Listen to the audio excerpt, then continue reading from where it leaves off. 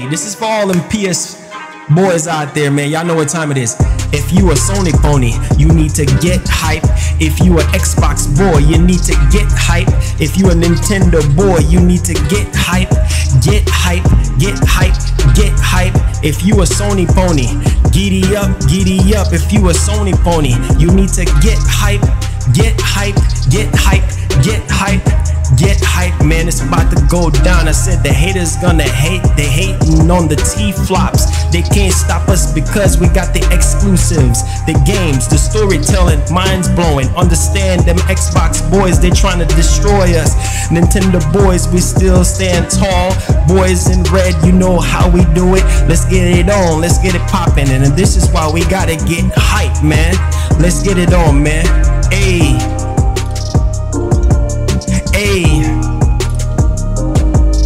ayy, ayy, you need to get hype. Ayy, ayy, ayy, you need to get hype.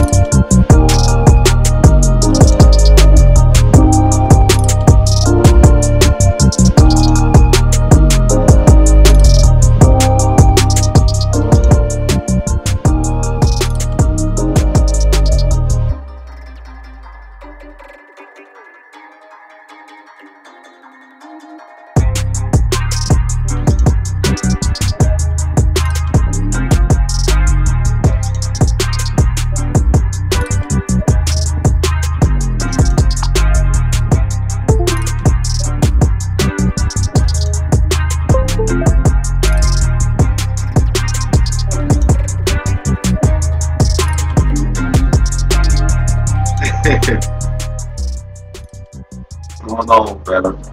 Oh man, shoot, I can't call it, man. Hold on, let me. Yes, sir. Back to the cameras now. I'm trying to tell you, man. I'm trying to tell you, we trying to do the doggone thing. Hey, I finally got an AC adapter for my camera, so you know what it is. I'm about to hook that cam link up and stuff. Soon we'll have it. Okay, okay, man. Yeah, let's get it, man. Welcome, ladies and gentlemen, to another edition of the show. Hopefully everybody is doing okay. This is episode 14 of the MGM podcast. Maybe when I get to episode 20, we might have a giveaway or something like that for you guys. But welcome aboard, guys. Make sure you guys hit that like button.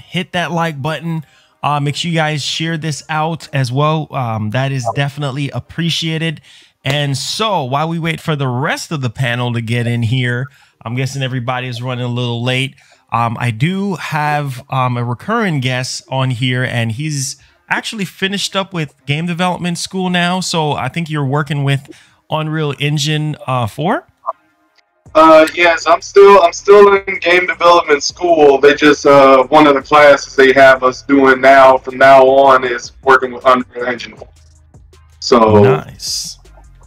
Yeah, that class I finished off pretty strong, but yeah, all in all, that was pretty lit. That was a pretty lit class. Nice. John Olsen, thank you so much for becoming a sponsor. Thank you so much for that. Make sure you go to the community tab section where you find access to my private Discord as well as my PSN ID. You can add me on there whenever we do launch our gaming session. You can join us on that as well. So definitely appreciate you for coming through with that sponsorship. Salty, what's going on? All right, guys, hit that like button, abuse that like button. We're gonna go ahead and summarize the topics that we're gonna be going over today. So make sure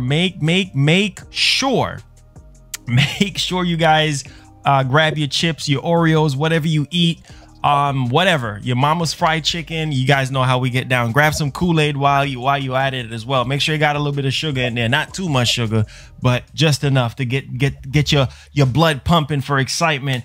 You like the shirt?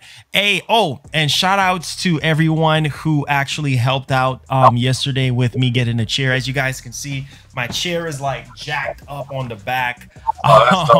Yeah, so I have a special Miles Morales chair coming in. I just spoiled it right there, so y'all already know it's gonna be crazy. Thank you so much, Kayla. Says you the best YouTuber. Thank you so much for that one.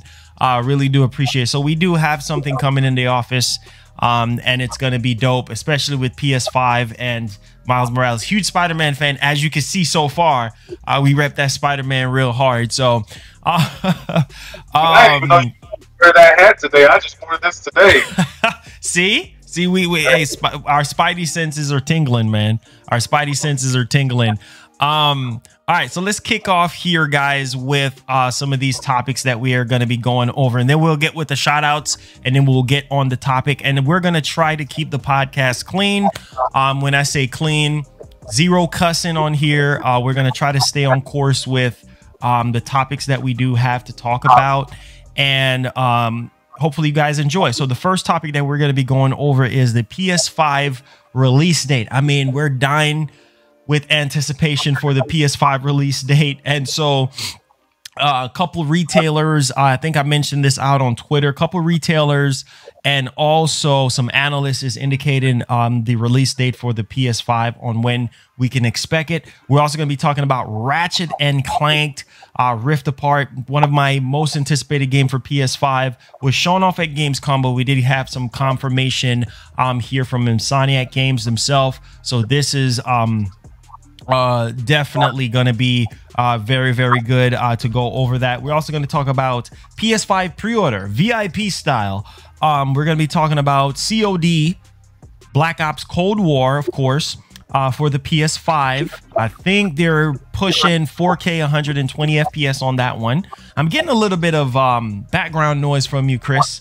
I don't know what's going on. Is there like something playing in the background, like TV or radio or something? Let me. Yeah, that's better. A little bit better. Oh, your air condition. Okay. Okay, and then we're also going to be talking about Activision. There's like a beta that they're going to be doing for Black Ops Cold War. They're going to be giving away some keys and stuff like that. So we're going to be talking about that. We're also going to be talking about PS5 2 terabyte digital edition from a retailer. We're going to talk about that. We're also going to be talking about Black Ops Cold War file size, right? We're going to talk about this brand new game for PS5 called Unknown 9. I think that was shown off at Gamescom yesterday. We're going to talk about PS5 Wi-Fi 6 as well, and Bluetooth 5.1. We're going to be talking about Xbox Series X event Teased on when we can get in the next event there. We're going to be talking about Kenna for the PS5. We're going to be talking about, yeah, no games running on Series X. What the heck is going on with that? I have no idea. And we're going to be talking about Nintendo Direct Mini. A lot of hate on that one. Don't know. Obviously, you know, COVID kind of throw a wrench in the gears on a lot of things, but let's get with the shout outs, guys, and then let's get right into it. We also have some more stuff, and potentially we might have a special guest on the show today. This is a dev, so we'll see, because, you know, with COVID and everything that's going on, I'm trying to get the schedules, you know, aligned here. So we out here working hard. We're making some moves for you guys. So tag me at Marlongamingnation. Can we smash up that like button, guys? Definitely does help out a lot here. Okay. All right. So tag me at Marlongamingnation and let's get the ball rolling. Let's get the ball rolling. All right. Let's get the ball rolling. Shout outs time. So let's see here. Vinny, what's going on? Let's see here.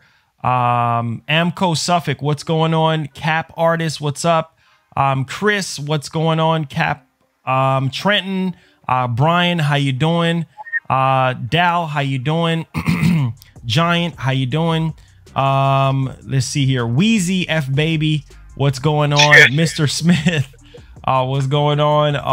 The Evalve, what's going on? Nanny Jack, Ice Queen, how you doing? Nedson, how you doing? PS5 Hype, how you doing? Fresh, Ice Queen Gaming, Arma, Ghost, Brian, Jim the Best, Robert West, how you doing? Let's see here. Tex, what's going on? Terry, what's going on?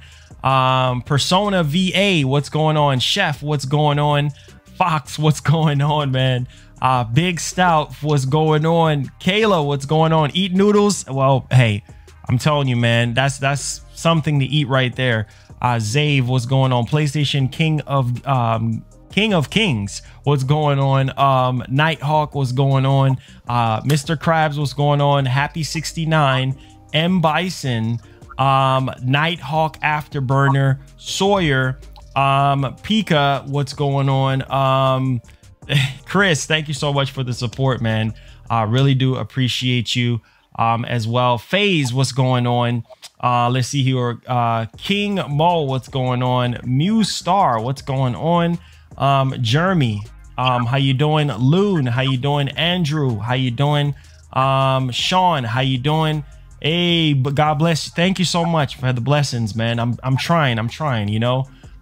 Jay Hankins with the $2 says, keep up the good content, Mark. I'm trying.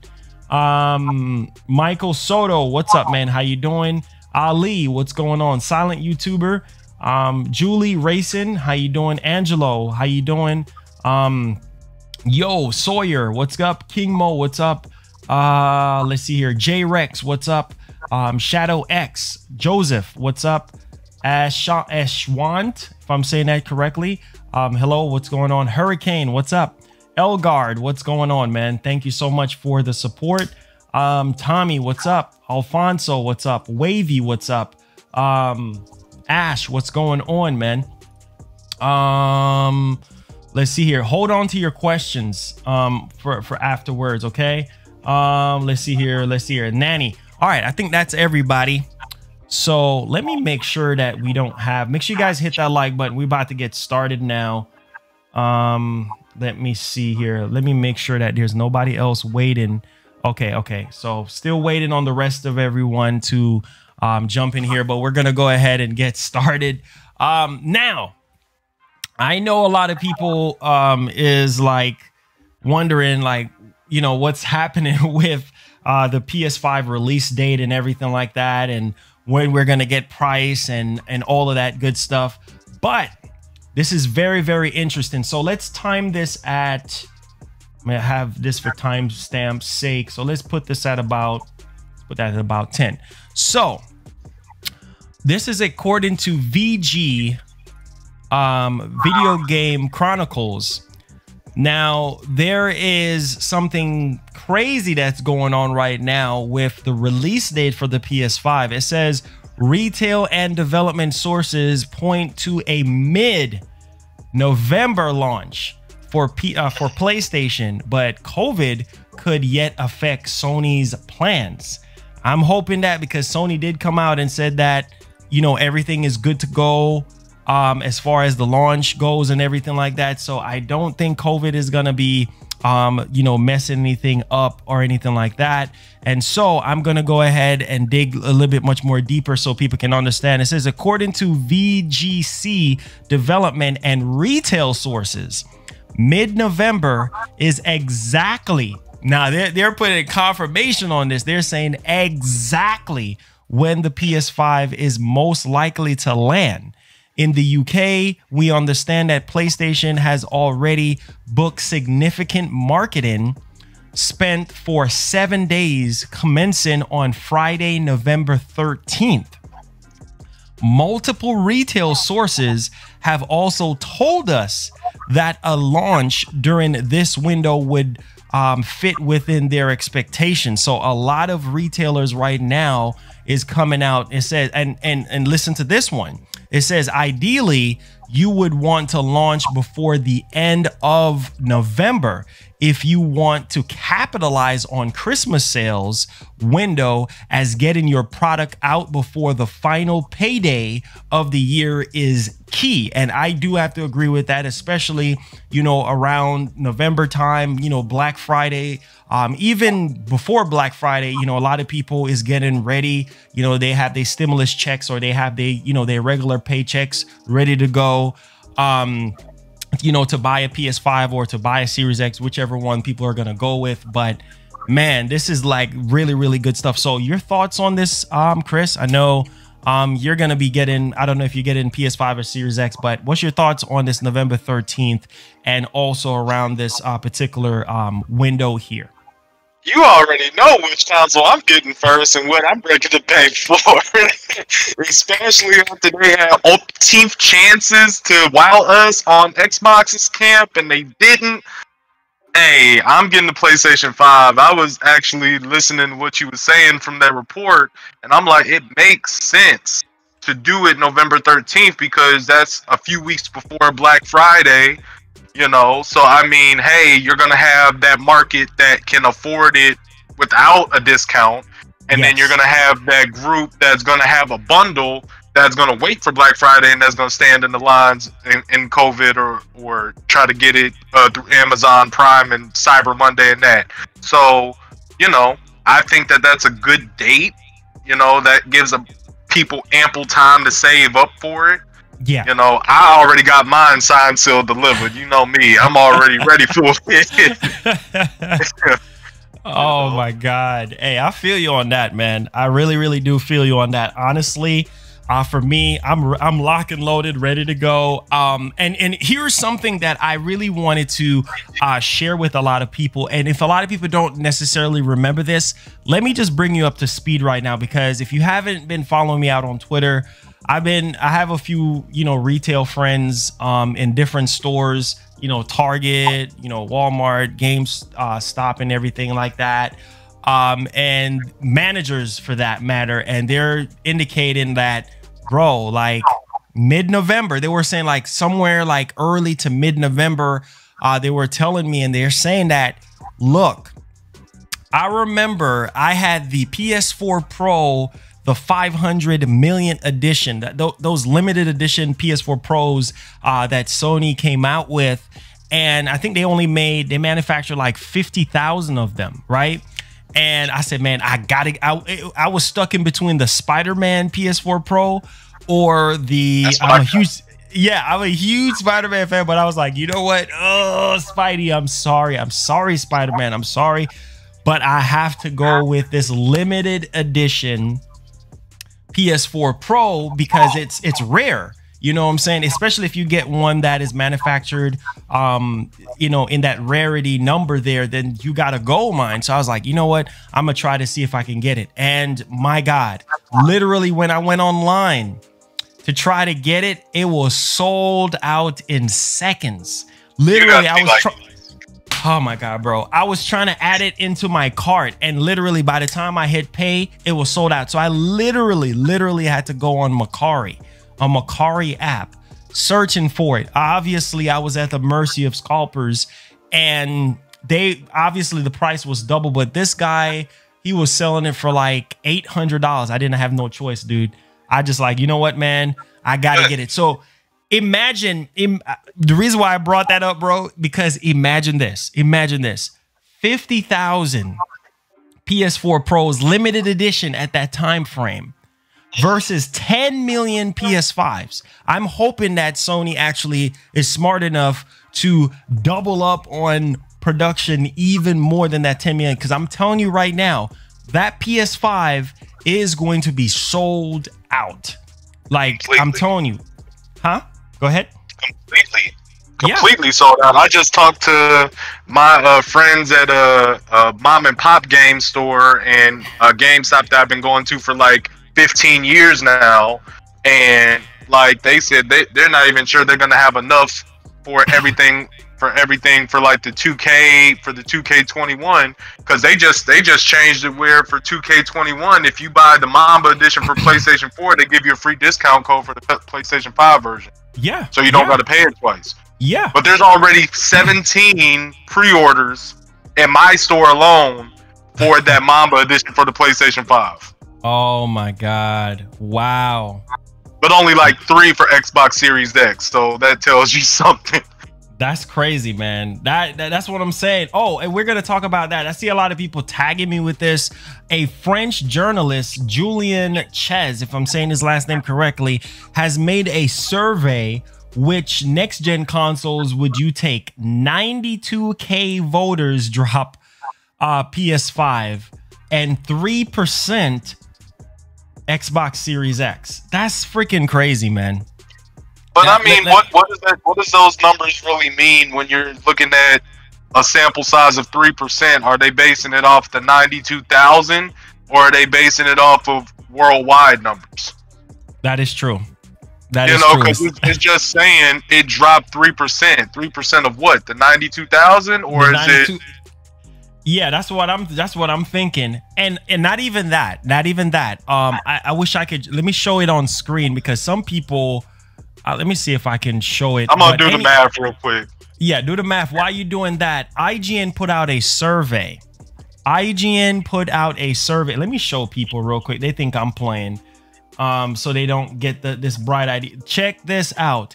IGN put out a survey. If you look on the screen, I'm pretty sure it's higher than this now. But IGN put out a survey. Said, which next gen console are you most excited about? 74.3% said PS5.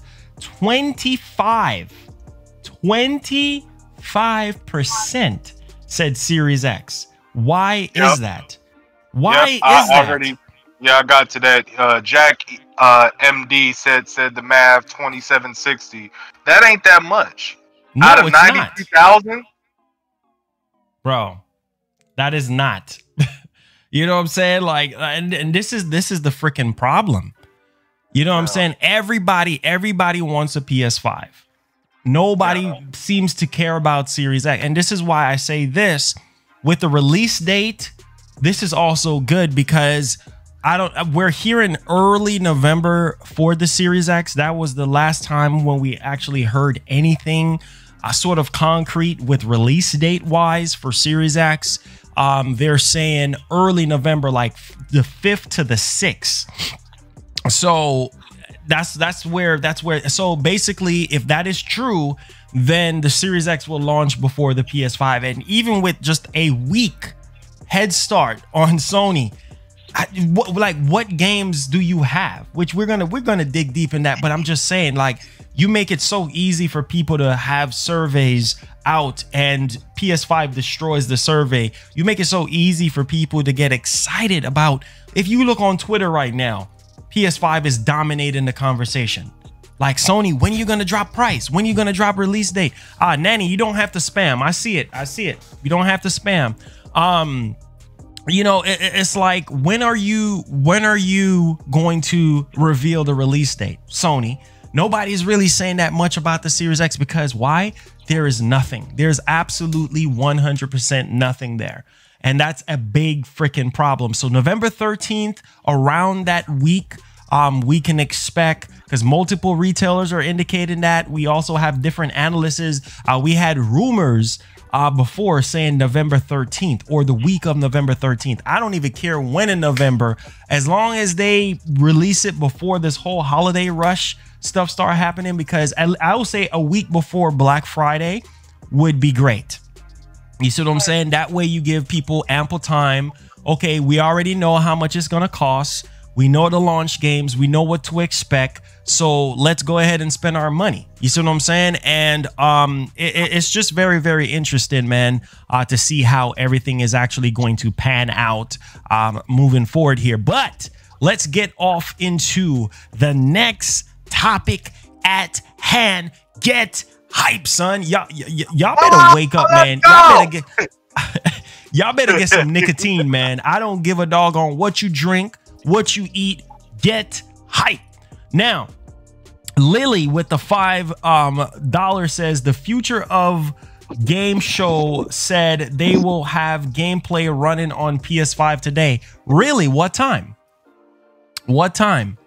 I want to know what time that's going to be, because the last future of game show we had, I think it wasn't that great.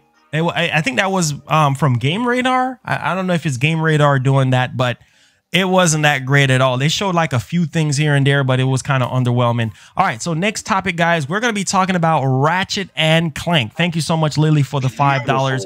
Ratchet and Clank. Oh my God. Like literally, bro, let me tell you something right now. That's a love letter to PlayStation fans, man. Like, before we get off into the confirmed FPS, Brittany. Oh, Brittany's here. Let's go. Yeah, I was wondering, bro, please talk on that, man, before we get off into the FPS. Yo, just to see them step from the pre-alpha to what has been said was the final build, it just, like, seeing that development cycle just come to full circle, and it just looks even better. I was like, how can you even make something so good at pre-alpha look even better at the final build? It just, I know a lot of people's gonna probably put me underneath the YouTube grave when I say this, but I've never really played a Ratchet and Clank, but this will be my first one that I get at launch. But, you know, not to say that I don't have them on my backlog, it's just other games have had priority over the Ratchet and Clanks because they've been out for umpteen years. So I'm just gonna start off with that. I just hope it's like a near launch date, like 2 months after launch, because they said it's ready. So let's see if they put it back in. Yeah. Now, here's the interesting part, though, that I think a lot of people is actually missing out on. And I literally, bro, I was blown away, literally blown away when they said captured on PS5 once again. No excuses, no restrictions, no BS, running on PS5, not running in the clouds, not running on a PC. It's actually running on the PS5. And I'm just blown away because we got a little extension, you know what I'm saying, to the demo that we got in June, and it looked beautiful. There's so much stuff going on screen. The Rift, when we saw the developer press that L1 button, and the Rift is so quick, like you jump from rift to rift, dimensions to dimensions on the fly that quick. I was like, holy freaking cow, that is insane. I talked to one of my instructors about that, and he was like, he's a PC guy. He was like, they didn't like, he was expecting a little fluff with the instantaneous stuff that they were trying to push. And he was like, they weren't BSing. Like, that actually is like PC level transitions that they were doing. Like, hello. He was impressed. Hey, Messina, how you doing? I'm doing pretty good. Sorry for being late. Oh, no, you fine. I got my truck back out of the shop, so I'm happy now. Oh, I'm happy to hear that. I am so happy to hear that. You know, sorry about what happened and everything, but great to have you on, you know, because you're one of those few people that actually was on, you know, working with, you know, Activision or working on the development line, and you understand a lot. So it's very, very good to have you on the podcast so you can share a lot of wisdom, you know, with the fans and everything. So I appreciate having you, Messina. Thank you so much. Let's see here. CB3 with the $2 says, when are pre-orders gonna be available for everyone? Soon, man. I'm like September 9th is what we're hearing. A lot of people are backing up this September 9th stuff. So like I said, early September, somewhere around, we're gonna talk about that. Don't worry. Thank you so much for the $2 and everything. But let's get back on Ratchet and Clank here. But yeah, I mean, the fact that you could just the Rift is so amazing, just instantaneous because of that SSD, and how people damage control and say, oh, the SSD has nothing to do with it. The assets is not loaded off the SSD. People saying all type of crazy stuff, but the proof is in the pudding. And yet again, Insomniac Games actually came out on Twitter confirming via an interview with VGC, stating that you will have the option for 60 FPS, 4K 60 FPS option. What is your excuse? I just don't understand, man. I really don't understand. Like, everybody wants to blame stuff on COVID. Well, if that's the case, which it is for a lot of developers based on what they're developing, but why is it that Insomniac Games is having a great time developing right now in this treacherous time? 2 games so far from Insomniac, 2 freaking games coming out for PlayStation 5. Why is that, man? 2 games. As Sony said, PS5 is the easiest console to program for. So they're developing 2 games in a short amount of time that would take most developers 3 or 4 years to develop. They've developed them in, 2 to 3 years. I mean, it's a lot easier. And then you got to look at that SSD.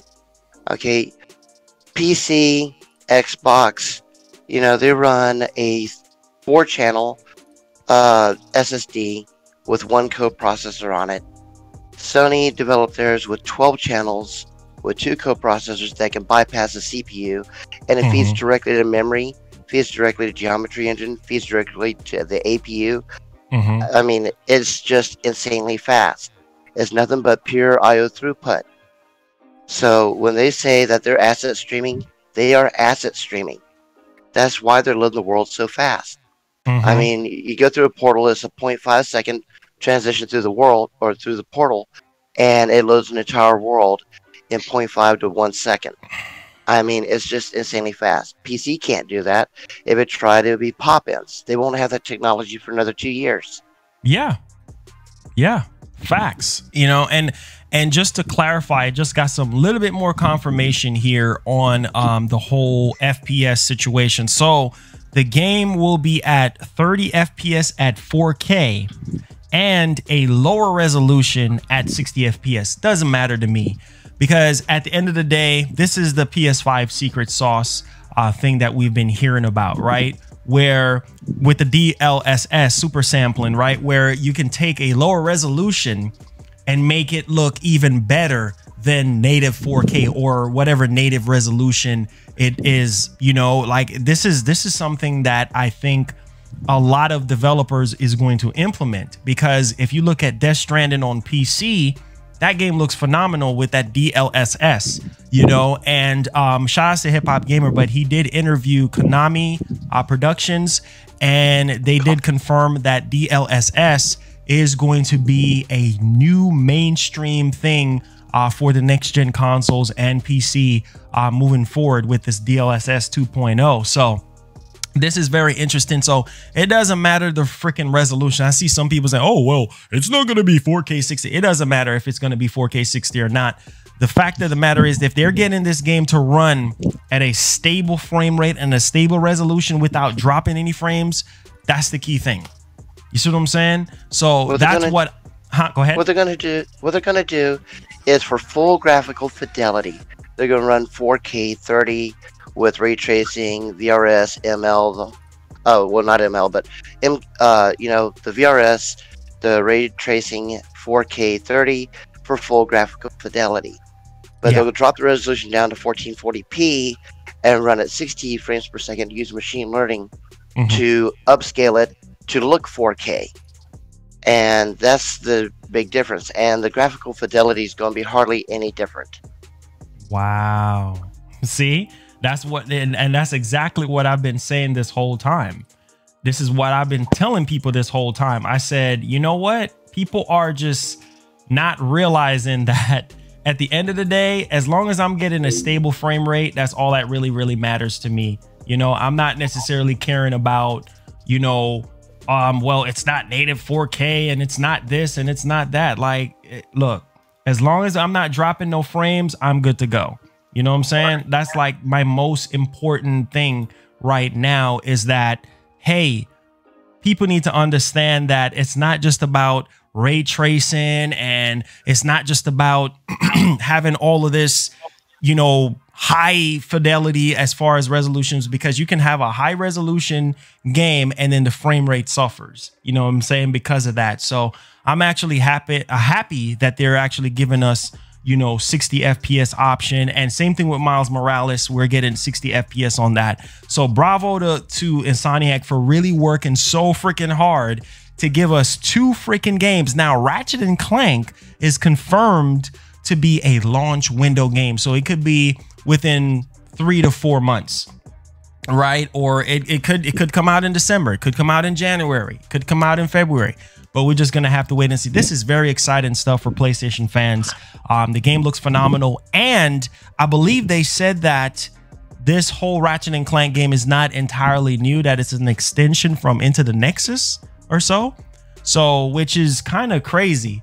But I don't know if you guys have anything on that, being that it's just an extension to Into the Nexus.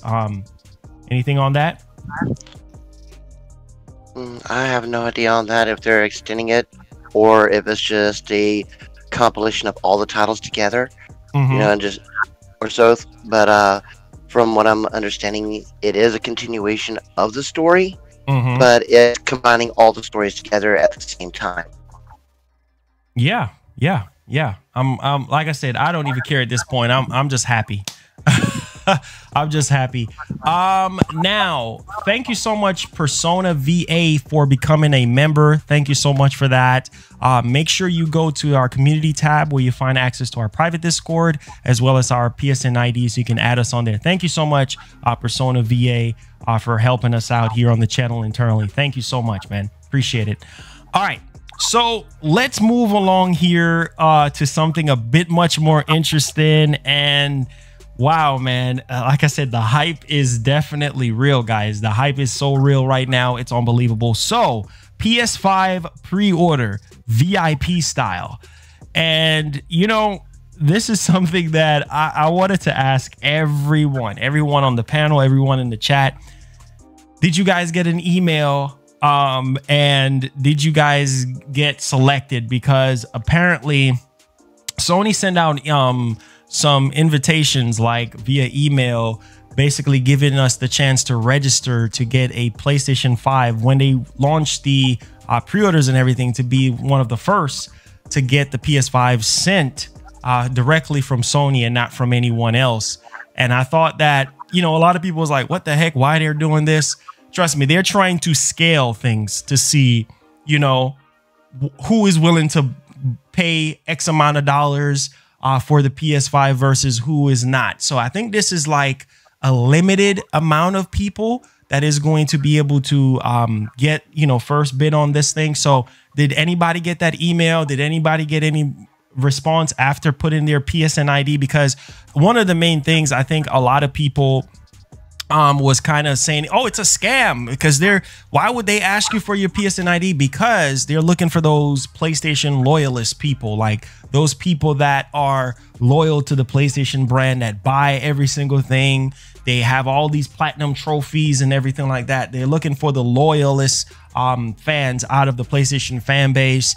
And I think that's why they kind of went with that approach there. And I don't know if Microsoft is going to go that route with their pre-order system, where, you know, you put in your Xbox Live gamer tag or something like that, and then, you know, they'll track how much gamer score you have, and then they'll give you first bid on the console. And it's only US, so a lot of people are very upset with that. It's only US just for right now. Obviously they're gonna roll this out to retailers and everything, and I think this is very clever from Sony to kind of cut out that middleman and just try to get as much pennies as possible, you know, for the PlayStation 5. And I think this is going to be one PlayStation 5 system, you know, per PSN ID. So if you are getting the digital edition, then okay, or if you get into physical, whatever, you get either one. And then you can get, I think you can get 2 DualSense controllers if you would like. Because somebody was giving me a little bit of insight on that, on how everything was kind of constructed. You can get like I think one headset, one of everything else except for the DualSense. So any thoughts on that? Did you guys get the email? Thank you so much, the Cool Moon, for that $5. Billy in the house. Thank you so much, man. Really do appreciate that. So starting from I got Chris, the email. Oh, you got the email, Messina? Okay. Yeah. Could you share with us your process on that?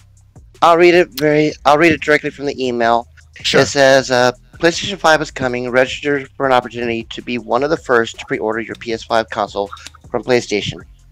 There will be a limited quantity of PS5 consoles available for pre-order, so we will be inviting some of our existing customers to be one of the first to pre-order one from PlayStation.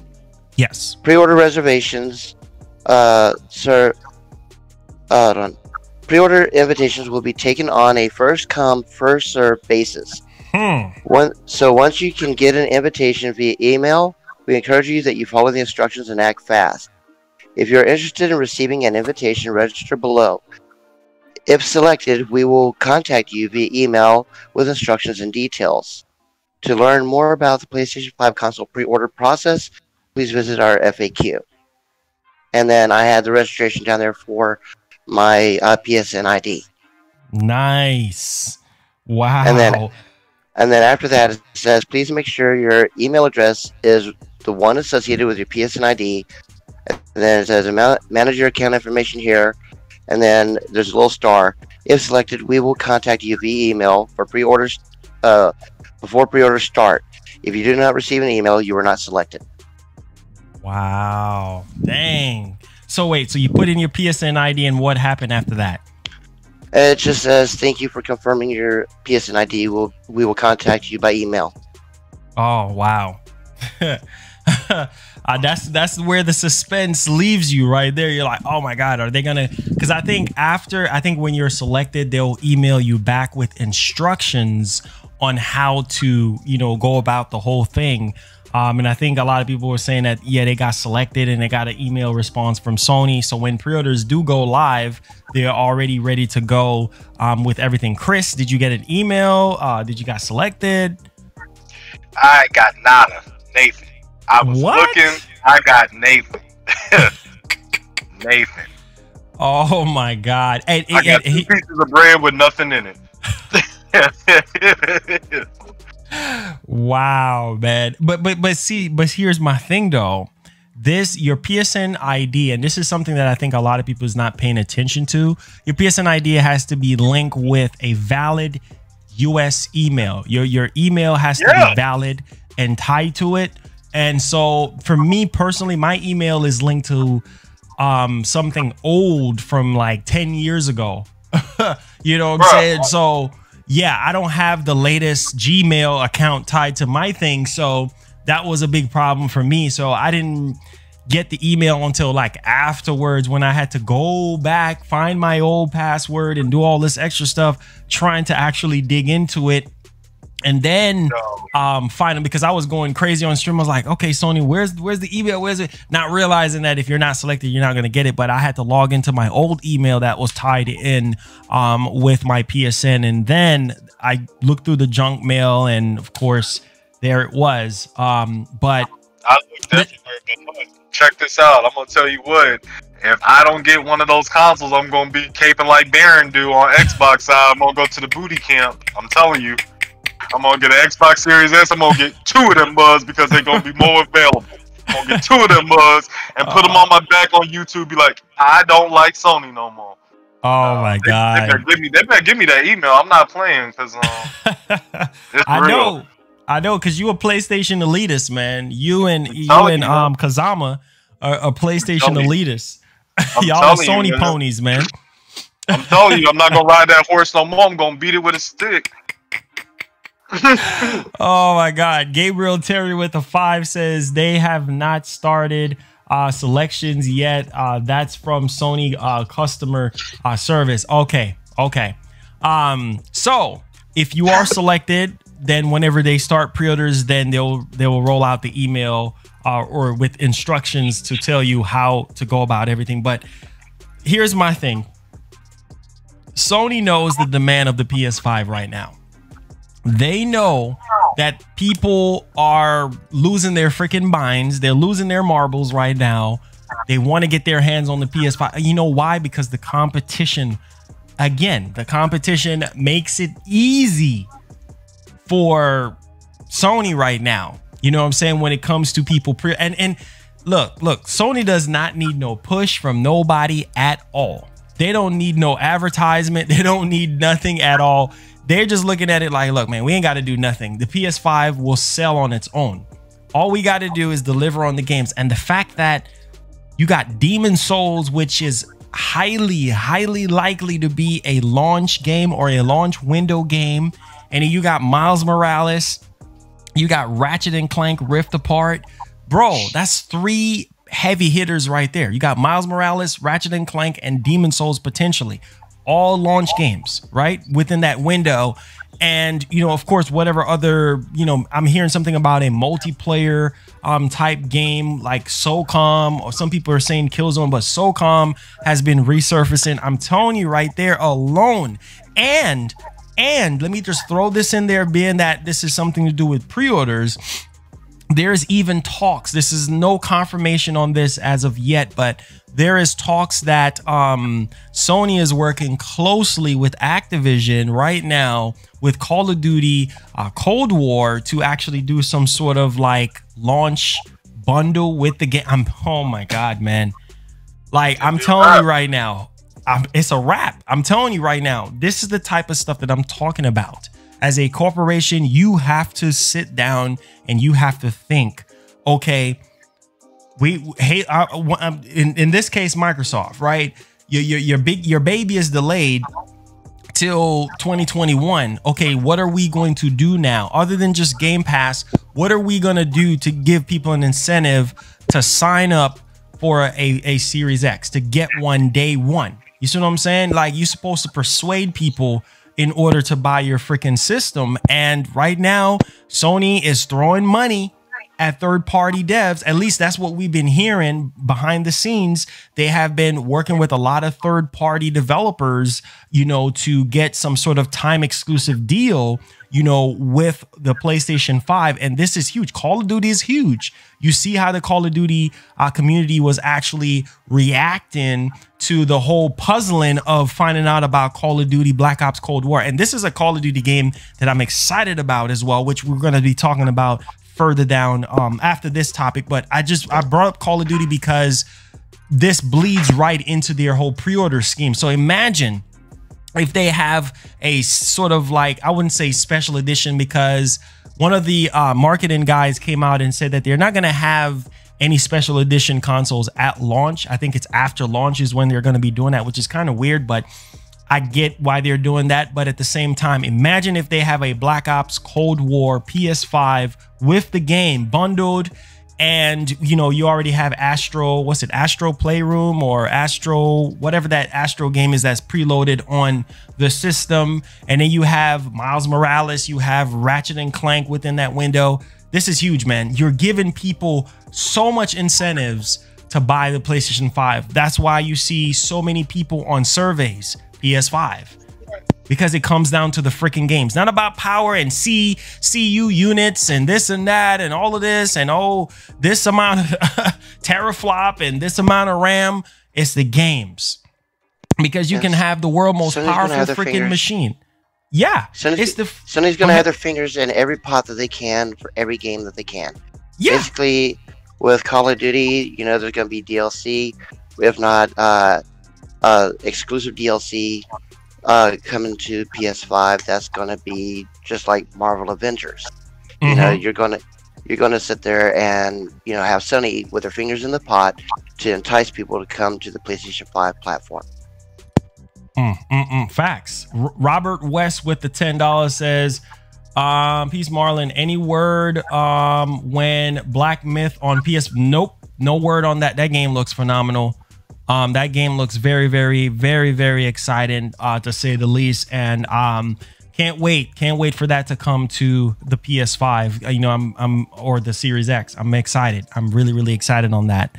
All right, so let's move along here to the next topic. Call of Duty PS5 4K 120 FPS or whatever they're trying to aim at, maybe at a lower resolution. Same thing with Ratchet and Clank, but they did mention 120 FPS. My guess is this is probably going to be for the multiplayer portion of the game.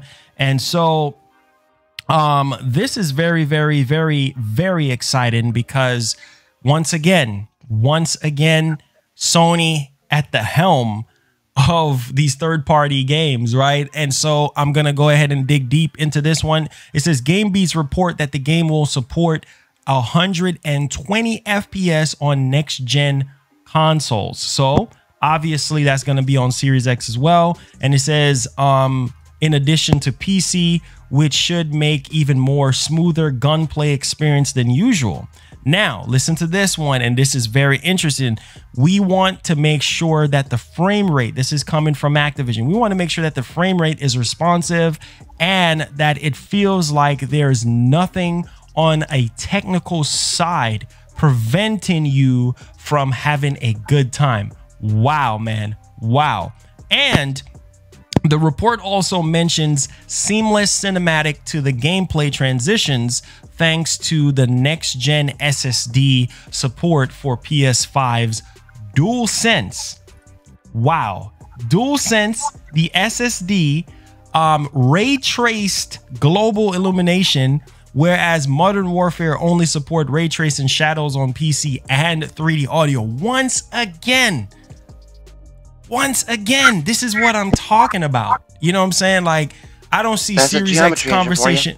Yeah, I don't see Series X confirmation in nothing in here. You know, and this is what I'm talking about, man. This is frustrating. So I see the campaign part of the game being 4K 60, multiplayer either being 1440p or 1080p, and then it's going to be machine learned upscale to look 4K, and it's going to utilize the ray tracing and the variable rate shade on there. So I don't see why PlayStation couldn't handle this easily, or Series X couldn't handle it easily. I'm pretty sure. The only difference that you're going to see when playing the game is that on PlayStation, if it's going to be cross-play, cross-platform play, the only thing I see as an issue is waiting for PC and Xbox to load. I see.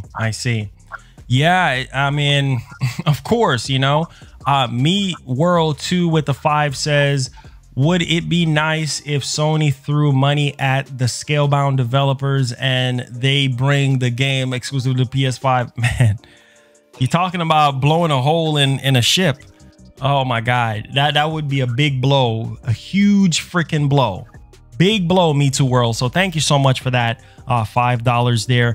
And also, I wanted to touch up on this as well. Activision is giving away 10,000 beta keys for Call of Duty Black Ops Cold War this weekend, right? So this is very huge. What's up, Anthony Rudd? It says just watch the Call of Duty League Championship match on August 30th. And they will be giving away those beta keys. And here's something that's very crazy about this game. And once again, this is something I wanted to share.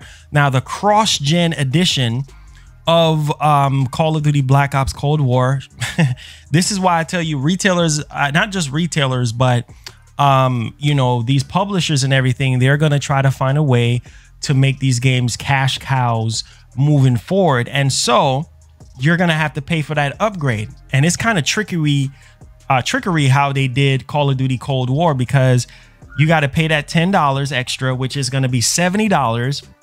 And I think with the Xbox One version, it's a madhouse with the Xbox One version. I think if you buy it, then you won't get the upgrade to Series X or at a certain time frame. It's so confusing to even talk about. So I'm going to kind of dig a little bit much more deeper here into this so people can understand. It says, while there are no prices listed for these, their mere existence of both the standard edition and cross-gen edition implies that no, we're not seeing Call of Duty do anything like smart delivery for a free upgrade to next gen when Call of Duty arrives. So once again, I think a lot of developers and publishers are going to be doing this with this $10 upgrade or even $20 upgrade with their games and everything like that, which is just what to do about that. You know, 2K started it, and now everybody is following suit with that. So I'm definitely going to be picking up this Call of Duty game for sure, because I love the Black Ops series. So this is dope, and history, you know what I'm saying? The early 80s and everything like that, time frame with the Cold War and everything. This is great. This is great. This is a history lesson for a lot of people, and this is Black Ops basically in the Cold War time frame. So I'm definitely going to be picking this up, and the fact that, you know, 120 FPS, I could see that portion for multiplayer, and then single player being maybe 4K, I don't know, 30 or something like that, or 4K 60, even 4K 60 with single player. I think that would be dope. And then 4K or 1440p at 120 FPS. I don't know how they're going to do that, but I'm pretty sure they'll find a way. Now, Chris, do you have anything on that before we move? Anything on that? I'm kind of burnt out on the Call of Duty games. I got Warzone right now, and I've been playing that with a few friends and family. But other than that, like, I don't know. I'll probably get it just to play the campaign, but like, I probably won't crack out as I did with earlier Call of Duty entries. Who knows? Yeah. Who knows? Yeah, most def. Yeah, we're just gonna have to wait and see, you know, on how this whole thing is gonna pan out. But yeah, I'm probably going to you know, pick it up because I love, you know, Call of Duty. What's up, Tullis? What's up, man? All right, so let's move along here, guys. We're gonna be talking about a PS5, a 2 terabyte PS5. And this been making the rounds and everything, and a lot of people wanted me to speak on this, so I'm gonna do that. So apparently there's a PS5 2 terabyte model that just got leaked out with a insane price tag, and best believe, make no mistake, that you're gonna pay for that SSD. When Sony dropped their proprietary you know, SSDs that they're gonna be selling with Sony's name on it, you're gonna pay for it, especially with how fast that SSD is. I'm gonna say right now probably about maybe $100 and up, or maybe, I'm probably saying it low, maybe 150, maybe 200. You know what I'm saying? If you want a bigger size SSD, like a 2 terabyte SSD or something, you're probably gonna pay maybe $200 or maybe $250 or something like that. So I'm already expecting that, but they're saying here there's a PS5 2 terabyte digital edition that could be $1,150. Let that sink in. Good night. It's best to get an external hard drive at this point, man. Like, don't do that to yourself. I already got an external hard drive. All I'm gonna do is just try to put that in the, if it lets me put it into PlayStation 5, you know. I'm not, no. That's rent. That's rent. I would take that with a truckload of salt, because I have heard nothing. I've heard nothing from anybody in the industry that says anything about a 2 terabyte system. So I would take that with a truckload of salt. Hey, at 1100, they need to put themselves underneath the corporate office prison. That's what they need to do. They need to just put the building on top of themselves and just suffocate. That's insane. It's insane, man. 700. I mean, you gotta look at the R&D they did on the original drive. They're waiting for other companies to develop a drive that will match the original one in the PS5. To develop a 2 terabyte system, that would jack the price up to about $800-900, not $1,100. Oh god! So I mean, I would sit there and take that with a truckload of salt. Yeah. Dehydrate yourself over the salt. Hey, if I see that, man, and I get it, everybody needs to just smack the mess out of me, yo. That if you purchase that, come on. I don't know what's going on. I think they said, did you guys hear about that future of game show? Did you guys hear about that? I didn't. Yeah, I don't know what everybody talking about. Everybody leaving because of this future of of game show. I haven't heard anything about that, so I don't know what's going on with that. But yeah, this was actually coming from a what was it, a German retail store. So I don't know, man. I really don't know what to say. Obviously that's a placeholder because the price is what, $974.79. Yeah. Good night. Good. So Go to bed. I don't know, man. You have all these international companies, and websites and everything like that is actually, putting it out there that you can pre-order now and this and that. I'm not even gonna waste my time on that at all. I'm not. I'm just not. That's right. Not get your money back. Exactly. So I don't know, man. We'll see what happens.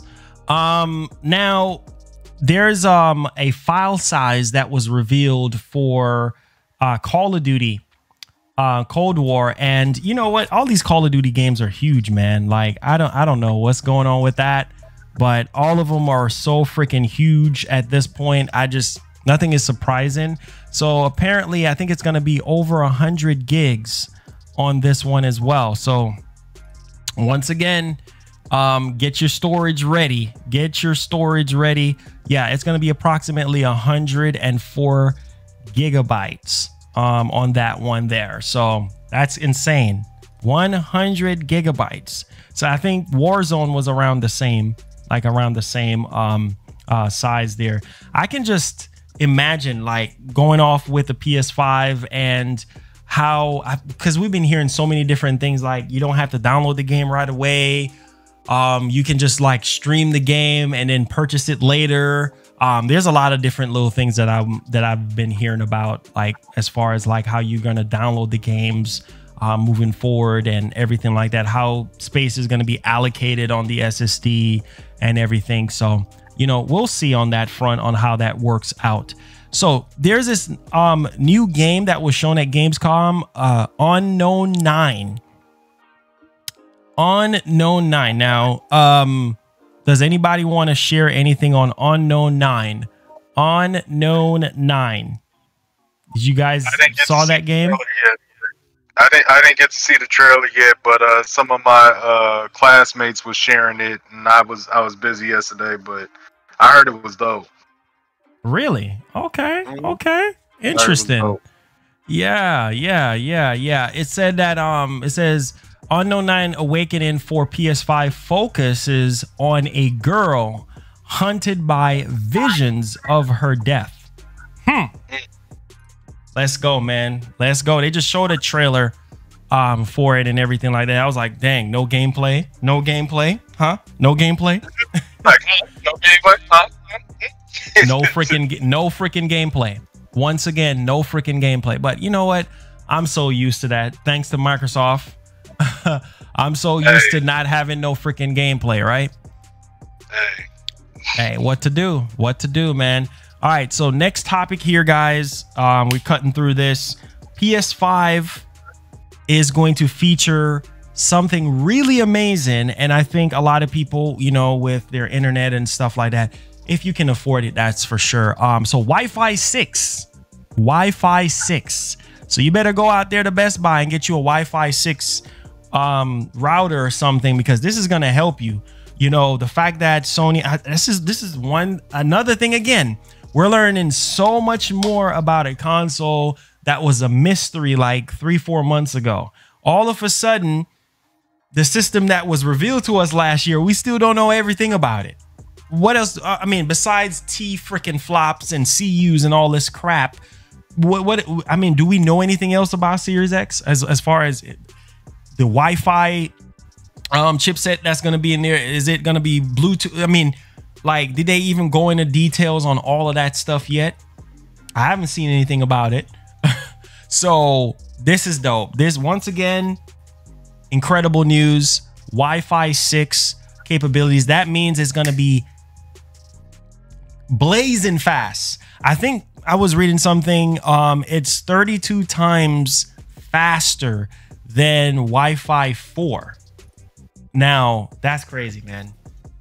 And I think Wi-Fi 4 was in the PS4. That's why it took so freaking long to download those games, and over Wi-Fi and everything like that. And of course, Bluetooth 5.1, which is not the latest. Bluetooth 10, I think 5.2 is the latest, but that's gonna be like super duper fast when it comes to Bluetooth. So any thoughts on that? Wi-Fi 6? Are you guys gonna be getting Wi-Fi 6 modems to take advantage of the PS5?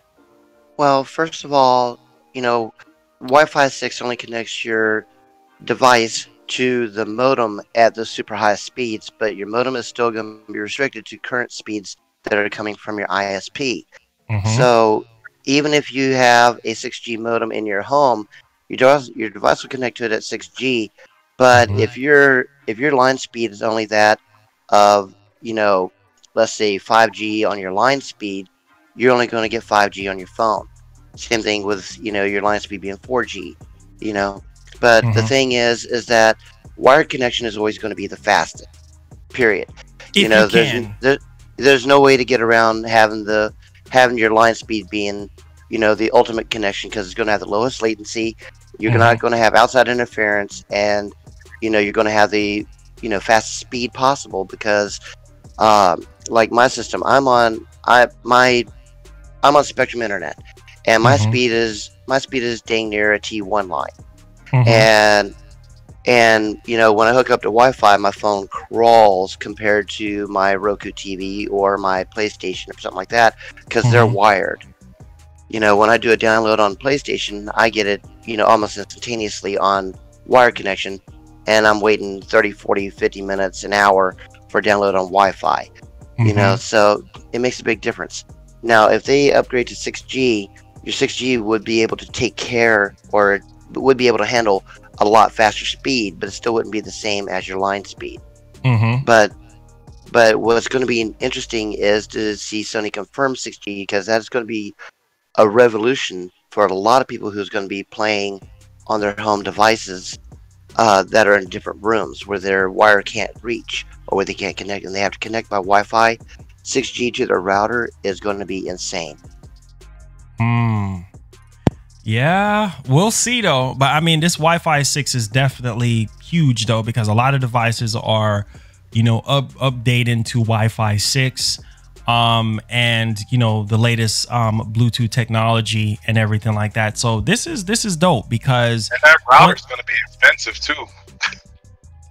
Actually, yeah, because right now, okay, so let's kind of give people insight on the maximum speeds that you are going to be getting. It says Wi-Fi 6 is 802.11ax. Standard offers a maximum download speed of 9.6 gigabits.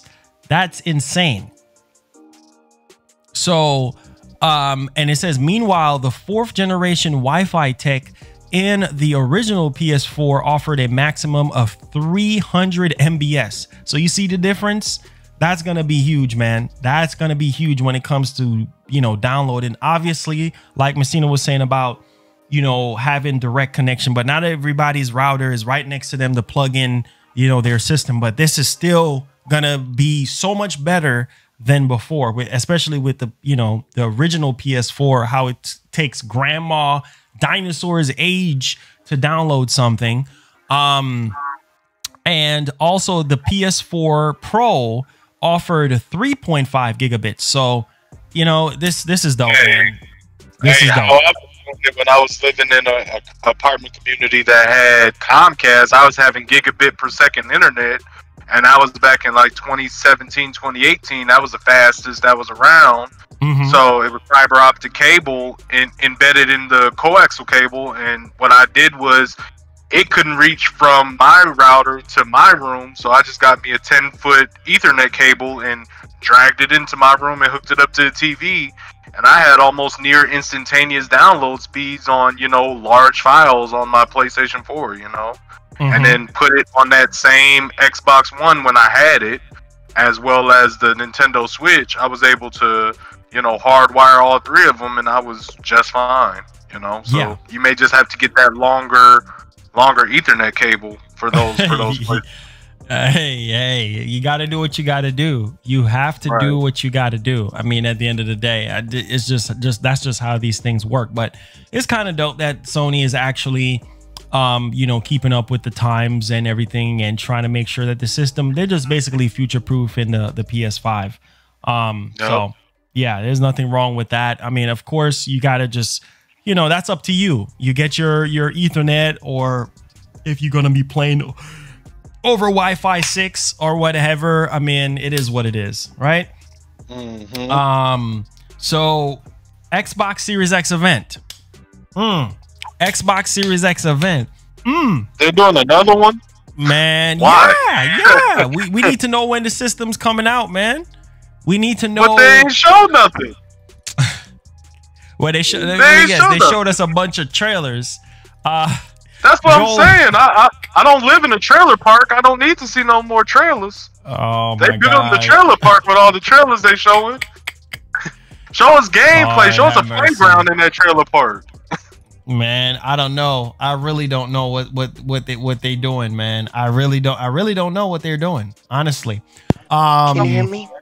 Yeah, I can hear you. Joel, thank you so much for Fernando for subscribing. Welcome aboard. Make sure you hit that notification bell on all. Thank you so much for joining us.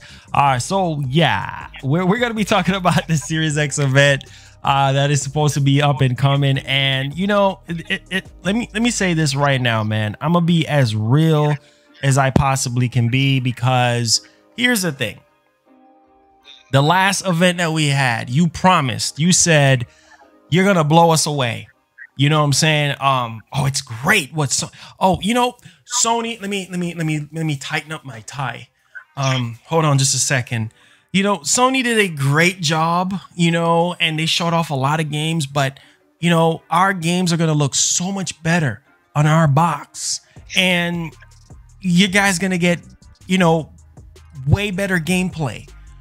And fast forward into wait till July, because that became a meme because of me. I'm like, okay, you're saying wait till freaking July. We waited until July once again. You didn't learn anything from 2013. Once again. Now you showed us Halo Infinite, and that looks like a game that came out 3 generations ago. You got games that came out at launch for PS4 that looks way better than the game.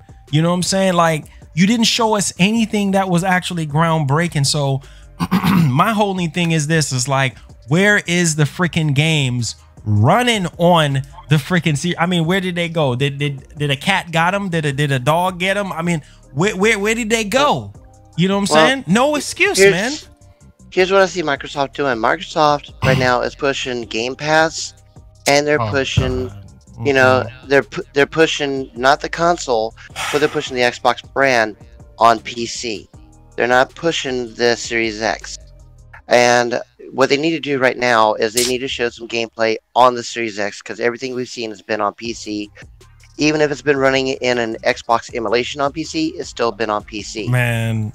So that's the issue right now. They're pushing Game Pass, and they're pushing PC. They're not pushing their console. And what people want to see is what their console can do.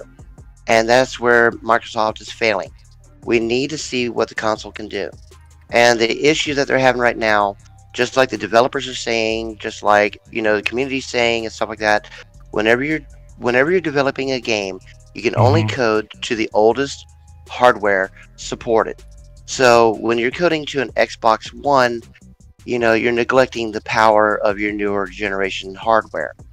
So, you know, you can never get the full potential of it. Same thing whenever you're coding to PC. And when Microsoft went to one SKU, cross-plat, they killed the performance of their newest hardware. And that's where the problem is. What they need to do is they need to drop support for Xbox One, drop support for Xbox One X, One S, and they need to sit there and drop out 2/3 of the PC market in order to take advantage of the Series X. Because right now, with them coding one SKU to all that hardware, you're going to diminish the capabilities of the game. That's where Sony has the advantage. They're only coding to one set of hardware. So they're making a PS5 game, they're coding to one set of hardware. They make a PS4 game, they're coding to 2 sets of hardware, but on the same caliber hardware. So it's basically still coding for one generation of hardware. Yeah. When they code an upgrade from PS4 to PS5, then yes, they have to rewrite code. It takes time and stuff like that to change a game from running on a PS4 kernel with no ray trace, no VRS, no ML, and stuff like that, running on a slower CPU, running on a slower GPU, stuff like that. It takes time to code to take advantage of the newer system. So I can see why companies are charging more, because essentially they're making 2 SKUs. They're not making one. They're literally building 2 SKUs or fundamentally rewriting the code to where it's 2 SKUs. Whereas on the Series X they went with 1 SKU. And what they're doing now is with Xbox and 343, and then bringing in the old Halo dev, is that they're going to split the SKUs. They're going to have an SKU for Xbox, and they're going to have an SKU for Series X. But the thing is, Series X is still going to be diminished because it still supports PC. So, you know, you've got issues upon issues whenever you're developing for multiple types of hardware. And we ran into this at Taldron. We ran into this issue countless times because, you know, our first game was designed for Windows 98, and then then we patched it to where it had Windows XP support. We went from DirectX 7 to DirectX 8, and they're compatible, so we didn't have any issues. We didn't have any issues with older PCs on Windows 98 and XP. And then at the end of our company's life cycle, when we developed our last game with Activision and so forth, and they fundamentally changed the core of our game and stuff, they wanted to have DirectX 9 support, but DirectX 9 did not support DirectX 8. They wanted they wanted support for Windows Vista, and you know, DirectX 9 does not support DirectX 8. It does not work. There's so many fundamental changes in the API that it's game breaking, especially with the way we coded under C++. And you know, our games would not work. They would work limited and laggy on Vista in compatibility mode and so forth. On single player, multiplayer was completely demolished. You know, our in-player support was completely demolished, and you know, it's all because of the API and what it's capable of doing. And then with DirectX 10 out in Windows 7, you know, it broke some elements of Windows 9. So us trying to go back, even though our company was quote unquote shut down, a lot of us went over to Dynaverse.net and continued support on Starfleet Command 3, and you know, our core team of developers realized that for Starfleet Command to work on Windows Vista or Windows 7 or even Windows 10, you know, for us to make it work, we'd have to completely rewrite the core, and it just was not worth the development time on. We had to rewrite the entire game. It's not worth it. So whenever you develop for a newer platform or newer hardware, and you're supporting new DirectX and stuff like that, you got to look at what the old hardware is capable of handling. You got to look at what their firmware is, what their drivers are, and so forth. And that's what's game breaking. Whenever you're trying to support Xbox Series X, DirectX 12, and you're trying to go back and support Xbox One X, which is on DirectX 9 or DirectX 10, you know, it's not going to sit there and work correctly, because the APIs are fundamentally different, and that's the issue that they're having. The firmware is way different between the two sets of hardware. The chipsets are completely different, and when you're trying to cross-platform the hardware and cross-platform the APIs, it won't work correctly. You have to drop something. You have to cut out the weakest link. And so, from my understanding, Xbox is going to be doing 1 SKU for Xbox Series X and then one set of 1 SKU for the Xbox One and One X and One S. They're going to be 2 separate SKUs, and then you know, the One X SKU is going to carry some PC old hardware, and then the Series X is going to carry some new PC hardware. But the limitation is still what is the capabilities of all that hardware that you're going to support with those SKUs. And then the issue is, how do you get them to talk to each other on crossplay? And that's another big issue. You see that? Yeah, I hope you guys are listening because Messina is dropping some knowledge for a lot of people who don't know. Messina she did some programming, she did some game development stuff.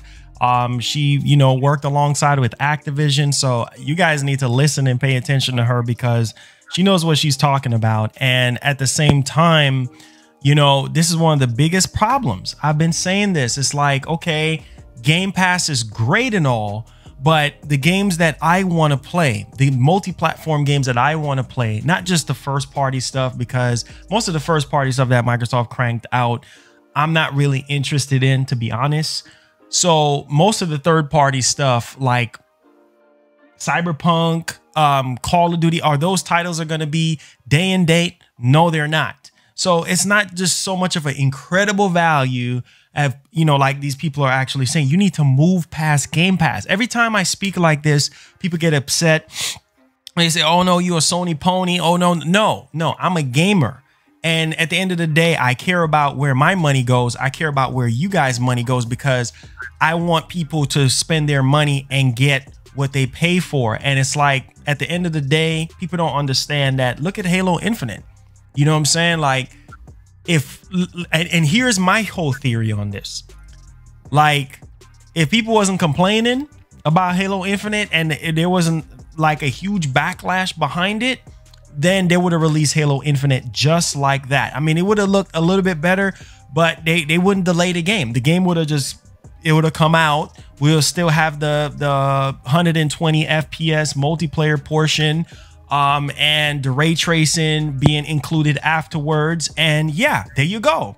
The graphics, there's no excuse on the graphics, because graphics you can code separately from the game engine and stuff like that. Yeah. And you can put in switches inside the game engine to read the hardware and, you know, and push out the graphic level that the system is capable of. That's not the issue. Yes. The issue is the kernel of the game engine itself, where the physics is, where the AI is, and so forth. You know, that's where the issue runs. And, you know, the graphics you can easily scale up and so forth and put a switch in there. Okay, well, we recognize it's got DirectX 12, so we'll enable these features in the game engine in order to take care of graphic fidelity and so forth. And we'll kick in ray trace, VRS, and so forth for the visuals. And Microsoft did that to some extent, but unfortunately, they were still running, you know, Xbox One visuals with the ray trace and so forth. And that's where the issue came in. Their API wasn't recognizing the different levels of graphics packs on that. But the gameplay itself, if you notice the gameplay and stuff like that, the AI was on a predetermined path. It was not learning from the player. You know, the physics and stuff like that were clunky and, you know, flying all over the place and everything else, you know, like a Jaguar core would. And, you know, that's the issue there, because they developed it on one SKU and they developed it for the oldest hardware. The Jaguar can only handle so much on the physics and so much on the AI, where the Zen 2 can handle, you know, 10 times the amount. And so you know, where, you know, PlayStation 4, if you play a game, for example, Horizon Zero Dawn, I've been playing it recently on the original PS4. And when you blow up a Stormbird and stuff like that, you have a chance of that Stormbird flying across the map, plastering against a wall. I've got a video of that. That's really nice. Where it should have just dropped where it was because of the weight of the machine. The physics are all funky. Okay, well, that's a limitation of the Jaguar engine.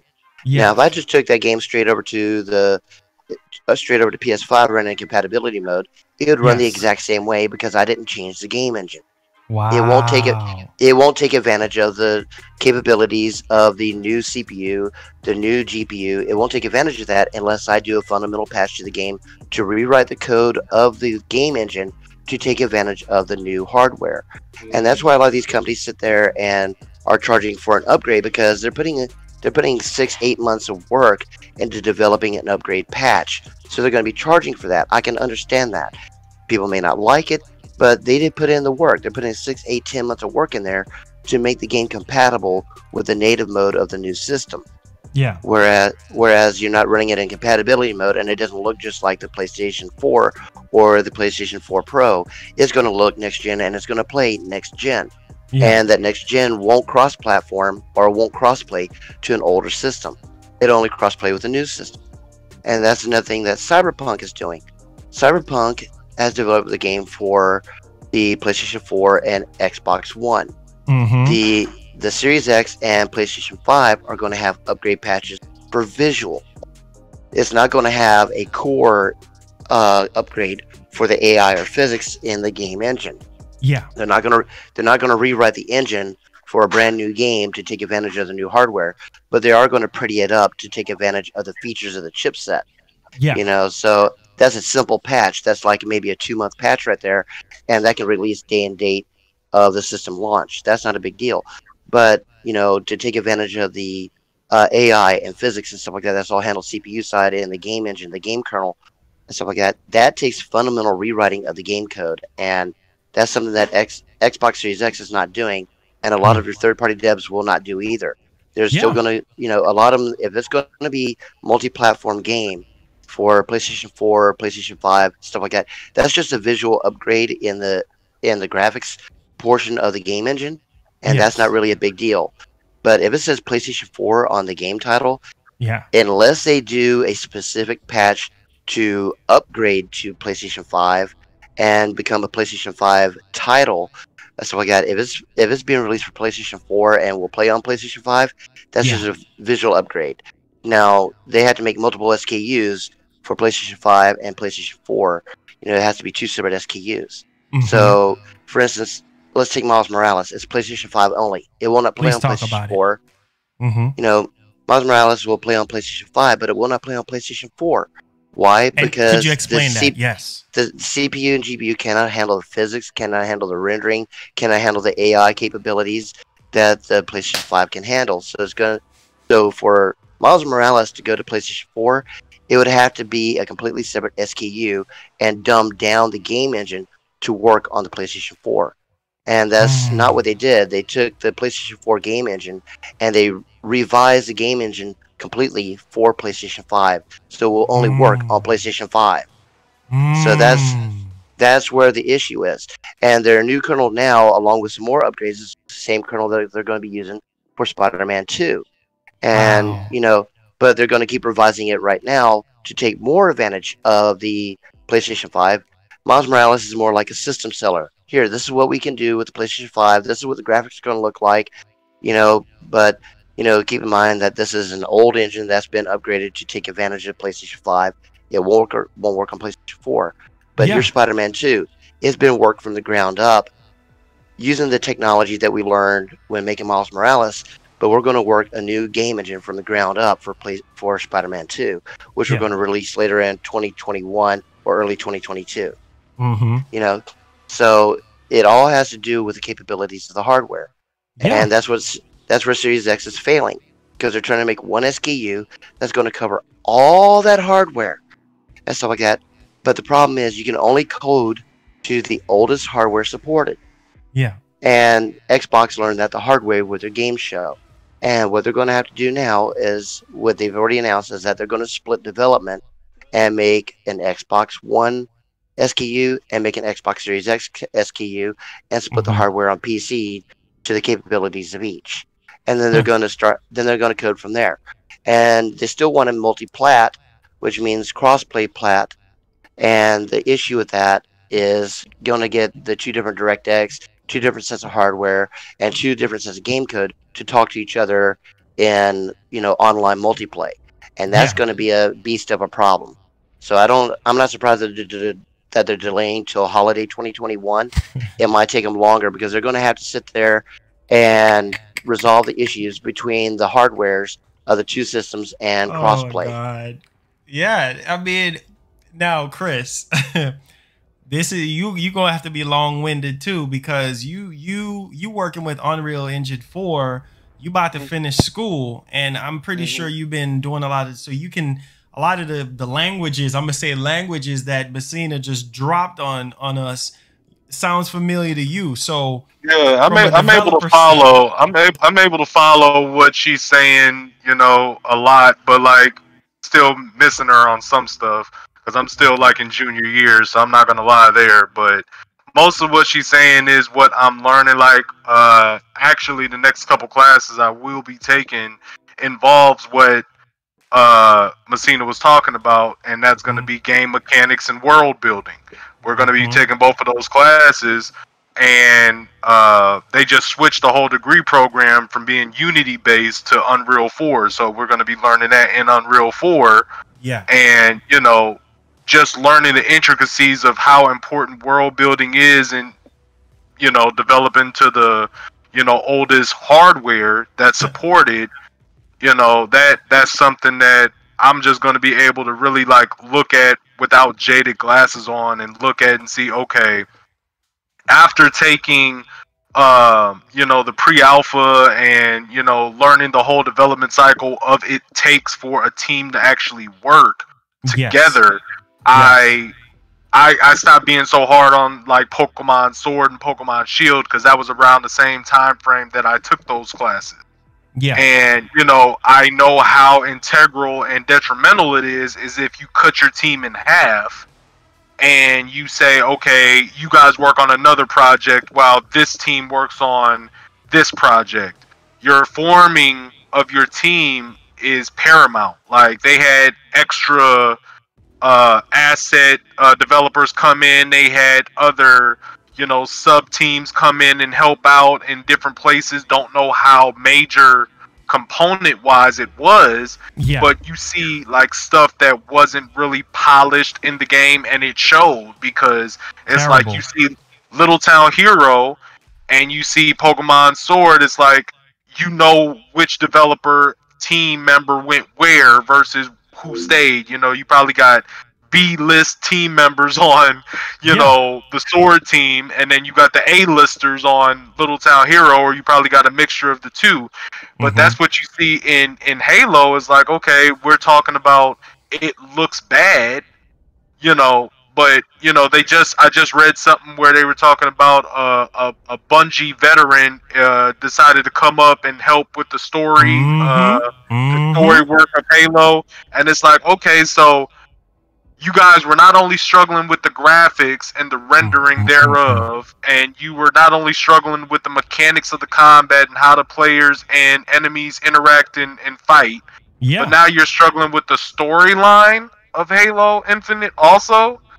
So it's like the whole team is like either clashing, or they haven't really buckled down and tried to figure out how they're going to design for what Messina was saying, how you're going to design for the Series X, and hopefully they figure out what she's saying before it's too late and say, hey, this is the big problem.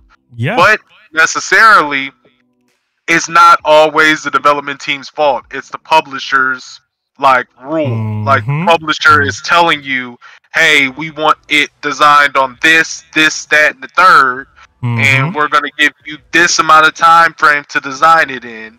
You're gonna use. Oh god, I know that was Activision. Yeah, you're gonna know this.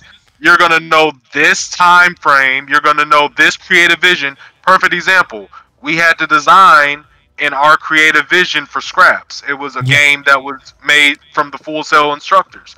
They basically were saying we couldn't make repetitive buildings. We couldn't make, you know, any type of sci-fi related thing. No religious type of connotations, you know, all that stuff had to be confined within the asset packages they gave us. You know what I mean? So it also depends on, okay, is the publisher hands-on versus hands-off? Are they really on your back, or are they really off your back? Because, you know, it depends. If Halo Infinite released today and the publisher was completely hands-off and allowed the developers to play, and it did success, then the publisher's going to feel like, dang, I didn't, you know, really have a hand in this, you know. But then what if they did have a hand in it and it flopped? Then they're going to feel like, oh, well, dang, this publisher rep just, like, stressed them out to make it bad and ruin them. You know, so you got this little box grid, this four square of, like, possibilities of, you know, does the publisher rep go hands on, or do they stay hands off and let them play? Yeah. Only time will tell for that. Yeah, yeah. Exactly. Persona... that's what killed our company. That's what killed our company, Taldron. When we partnered with Activision, when they bought the Star Trek license and we started developing Starfleet Command 3, we were going to take our old game engine, rebuild the game engine, and make another game based extremely close to the older games, but still be true to the Starfleet Battles universe, which we developed the first game off of. And Activision sit there and said, well, we got this movie coming out called Star Trek Nemesis, and so we want to upgrade the Romulans and bring them in. And then they were like, well, we don't like the UI, so you're going to have to redo the UI. So that's half of our core right there. So we have to rewrite the UI, so like that, because the UI is so intricate into our game engine. And then they sit there and said, well, we don't like the 2D axis that you have the ships flying on and stuff like that. We want to put a 3D axis in there where the ship can move up and down as well as left and right and turn around and stuff like that. Yeah. So we had to rewrite the game engine for that. And this was a 3-year development cycle, or actually 2-year development cycle, and they kept making these changes on us because it was a work for hire. And the game pre-orders sold and it went gold, but the game flopped because Activision put their hand in there and they kept changing what they wanted from the game, and they kept changing all the core elements of what our previous games were. Yeah. And we didn't have time to develop, and when the 2-year cycle came up, the 2-year cycle was going to put it into a February-March launch. So they said, well, Nemesis is coming out for Christmas. And we want the game on the shelves, the day before the movie hits theaters. Right. And it's like, okay, so now you're cutting off 5 months of development of our game. Wow. So that means we're going to have a huge series of patches to fix the game. And then after the movie released and the sales were low, the Metacritic came back as a 37 and stuff like that. And it's like, okay, fantastic and stuff like that. Activision, well, you need to fix this. So we started doing a series of patches on it. And Activision said, no. You can't do a series of packages and release them and stuff like that. We want one patch. We have a one patch policy. So you need to fix it one time and put it out. And that's the issue, is that we put a patch out, but we can't cover all the hardware out there in one patch. We have to have beta testing and then get feedback from various configurations of hardware, and then we revise the patch in order to accommodate that hardware. And the issue is that when people report back to us, we do another patch. We did 37 patches before Activision sit there and pick the 28th patch and sit there and said, this is what we're going to go with. This is the official patch, and we in support. And we're like, no, you can't do that. The game's not finished. It's not fixed. There's still major issues with it. Wow. And they sit there and said, well, if you release any other patches or put out any more betas or any more server kits, stuff like that, we're going to consider that a breach of contract, and you're not going to get paid. And they called breach of contract on us because we had patch 38 in beta when they did that. They went with patch 20. They went with patch 28. 10 versions older, and they put that out. We were already in beta on 38, so they sit there and said, "Oh, well, now you breach contract." Wow. Well, we didn't breach contract. It was already in development and testing when you made that declaration, and so they screwed us out of our money. They didn't pay us for Starfleet Command 3, and that's what shut our doors. See that? That's why I keep telling people don't understand what goes on behind game development. Persona VA with the $5 said, "Hey Marlon, what do you think about the latest PS5 trailer showing off what it can do? Keep up the grind, man. You coming up smooth." Thank you so much for that. Honestly, it's amazing, man. It shows you exactly what you're going to be getting with the PS5, with the 3D audio, and just everything, with the DualSense and everything like that. So yeah, that trailer was amazing. But yeah, I mean, this and I was fortunate to have a PlayStation developer on the show. A lot of you guys know. and he went into details on everything, you know, behind the scenes, how Microsoft treated them, and that's why they went over to Sony. So like I said, it comes down to how you treat your, you know, developers and everything like that. If you don't take care of your developers and make sure that they have everything they need and not pressuring them and not taking stuff away from them, it shows into the games. And that's the thing that I saw with Halo Infinite. I'm like, man, this is a disaster. A lot of people saying that they should just scrap the whole entire engine because this game was in development before the Series X was even thought of, right? So this was developed for the Xbox One in mind. But at the same time, why is it that you have a lot of other cross-generation games that looks way better than Halo Infinite? There's no excuse for that. And then you want to sit here and blame it on COVID? No, it's because of the backlash and because of people are demanding better. Because if I'm going to sit here and spend $600 or $500 for a next generation box, then I'm expecting to have a game that's going to run to par with at least the hardware. You know what I'm saying? I want to see hardware capabilities with this game. And so it's just, it's very, very sad. And we still, to this day, we still don't have no games running on this system. I mean, they showed this game off last year at the Video Game Awards. They showed off a trailer, right, for Hellblade 2. No gameplay. Absolutely no gameplay at all. I said right? something about this. I said something about this to Baron, man. Man, please. And it's sad because people want to sit there and damage control stuff. And then now, moving off into where we at now, in July, they showed off something and we still did not get no gameplay on that game. They showed off what? The same freaking trailer and talking about location. So a lot of those games that they showed off is still in super duper early development. Some of them still haven't hired lead designer or graphic designers or whatever they're looking for yet to kind of start getting the ball rolling with mocap, especially with COVID. Yes, we do understand anything that's newly developed right now from beginning stages is going to get affected by COVID. There's no denying that, right? I mean, Fable, not even freaking ready. That's another 3 to 4 years. So what are you going to be showing us at this next Xbox event? That is the deciding factor here. That is the silver lining here, is what are you going to show us? Okay, yes, we're here in September for Sony. We're here in September for Microsoft because an unofficial Sony rep had came out. I think they were talking to industry.biz saying that we're going to get a part 2 of the future of gaming, event that Sony gave us in June. It was supposed to be this month. Obviously, August is about to go out in another, 3 more days. So it don't seem like we're going to get anything for August. So it seems as though it's going to be in September. So what I'm saying here is the silver lining for me is come on, time is ticking, right? And you're 2 months, call it say 2 months away from launch, and we still haven't seen anything running on the freaking system.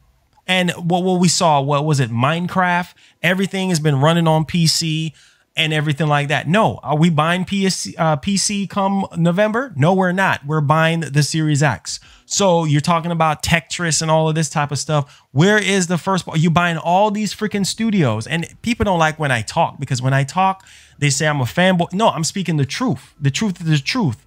You need to demand better. If you're going to sit there and spend your money, demand freaking better. Otherwise, companies are going to get so complacent, and people think Microsoft is so pro-consumer with smart delivery and Game Pass. But at the same time, they're bottlenecking their freaking developers to develop for the original Xbox One. Me Too World with the 5 says, Baron is a wrestler, too much hits in the head for him to understand basic tech talks.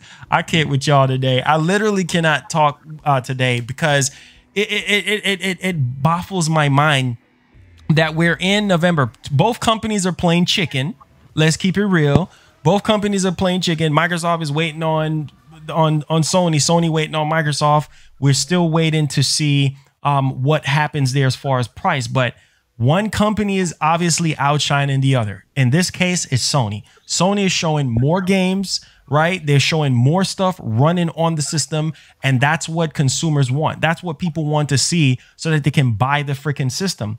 Microsoft, on the other hand, freaking Game Pass. I don't care. Somebody said in the comments, is there anything good to say about Microsoft? I will say one good thing, but smart this is delivery. Also, yeah, but this is also something that damages them in the same breath. They have exclusives that they're not using. Yeah. So they have exclusives, but they're not using them. So it's a good thing they've got exclusives. It'd be one thing if we were sitting here bashing them because they had no exclusives whatsoever. Yeah, exactly. They have them, and that's what's frustrating us, is because you have exclusives that you're not utilizing. Why? Exactly. And they'll listen to this. I'm gonna get to your $20. Go ahead, Messina. The big problem that I see the big difference I see between Sony and Microsoft, as far as publisher-wise goes, is this. Sony will listen to a developer and hear a concept for a game, and they'll sit there and determine whether they're going to fund it or not fund it. And if they fund it and stuff like that, they'll sit there and say, okay, well, how long is your development going to be? And stuff like that. Then they add on like maybe 6 months in case issues come up. And then they'll sit there and get the funding for it and sit there and say, well, develop us a good game. And then they keep their hands out of the pot. Microsoft, on the other hand, are the ones that sit there and say, okay, well, we like this concept for a game and stuff like that, but, you know, we wanted to support this hardware. We want to support that hardware. We wanted to do this. We wanted to do that. We wanted to be cross-play. We want to be cross-gen, and we want this, that, and the other. So they stick their hands way down to the pot, you know, all the way down to the game kernel and stuff like that. And, you know, they're making demands of these developers that are first-party for them, and they're not giving them creative freedom. You know, they're not giving them the freedom to. They're not giving them the freedom to drop hardware. They're not giving them the freedom to utilize the tools that they need to use to give us a true next gen game. Yeah, you know, we want this game to support PC day one. We wanted to support this old of a hardware on PC. We wanted to support Xbox One. We wanted to support Xbox One S. We wanted to support, you know, and you know that's the issue with Microsoft. PlayStation just sits there and says, well, we've got one unified piece of hardware that you can develop for, so, you know, we don't have to support anything else, and, you know, creative control is all yours. You know, just, you know, just give us a good game. And that's where the difference is. That's the problem. Facts. Persona VA, thank you so much for the 20. Says, hey, Marlon, you have probably seen the latest PS5 trailer that shows off the abilities of the system. Was wondering what were your thoughts were. Yeah, I just talked about that. It's amazing, man. It's once again, you know, just like we were just talking about, one company is showing more than the other.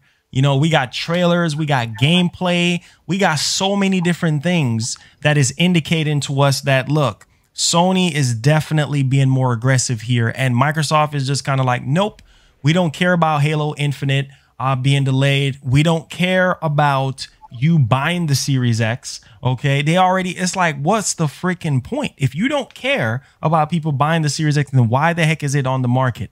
You know what I'm saying? And so this next event, I'm gonna tell you right now, if I don't see gameplay showing on the hardware, running on the hardware, then that's it for me, man. That is it for me. And people wonder why people sitting here bashing Microsoft. You even have Xbox centric guys.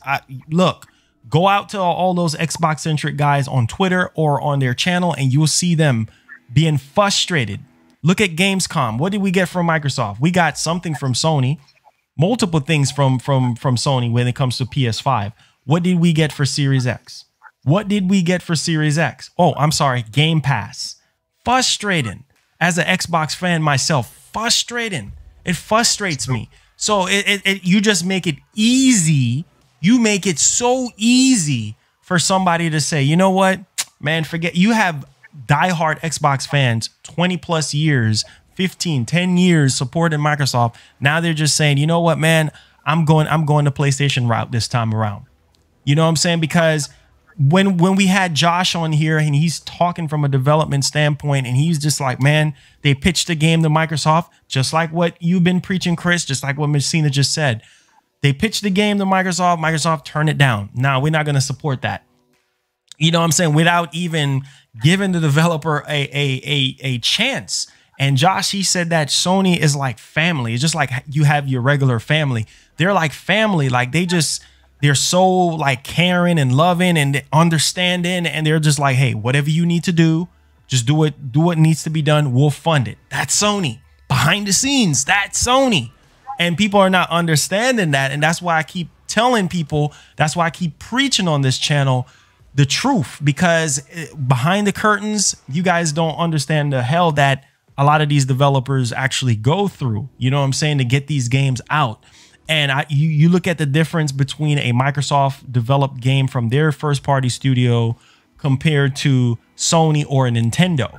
Sony and Nintendo, way more polished, way more detail, a lot more value for your money. Whereas Microsoft, it just seems like, okay, what is going on here? $500 million with a 1,200 developer roster, and this is the best that y'all can do. And then y'all have to outsource nobody the talking game. to each other. Yeah, nobody talking to each other. Like, it's like, what is freaking going on here?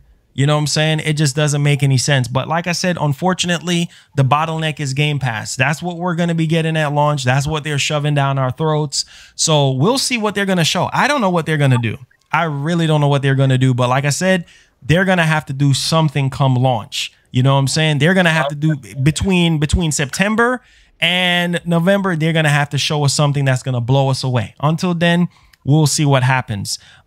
So Kenna for the PS5 here. Next topic, Kenna on the PS5. We're getting to the tail end here, guys. So this game is an indie game, and I'm pretty excited for this game. Now, there's no physical release for this as of yet, at least at launch. It's just going to be digital only. And I'm okay with that because a lot of people is going to buy the digital PS5. Me personally, I want to get both of them just so I can do some comparison for the channel and just so I can see how the digital stacks up, you know, against the physical, you know. But I'm okay with that, and I can expect that, you know, with COVID and everything like that and manufacturing. We saw that with Final Fantasy VII Remake, where they were running into issues cranking out physical copies, you know, and yeah, a lot of people they weren't able to get physical copies of Final Fantasy VII Remake. So yeah, as things are getting slowly a little bit better on the factory side of things, I mean, I'm okay with that. What you think about, is that a game that you want to play, Chris? Kenna, Bridge of Spirits for PS5? Looks good, man. That was a day one purchase for me because that's my type of game. I'm an RPG like fanatic. That's what I cling more to, like adventure based, action adventure, story driven games, like then, you know, fighting games, and then a little bit of like, you know, assorted, you know, genres here and there. Depends on what just catches my eye. But my first love is action adventure and, you know, RPG based games. So like, hopefully Kenna is in more line with RPG style with the leveling system and stuff. So far, I'm not too sure. I think it's just like, you know, it is what she is. And you just like, it's probably like a Jack and Daxter type of thing. I don't know, but I'm definitely getting that. Okay. Well, your eyes bugged out your skull, man. What's going on? Hold up. Breaking news. Hold up. Wait. Hold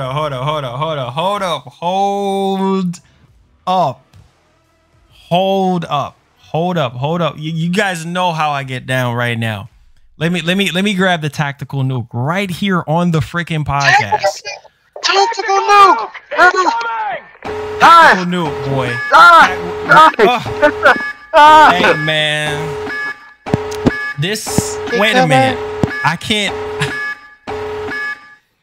This can't be happening. This can't be happening. X-Booty's building an RV park instead of a trailer park. What are they doing?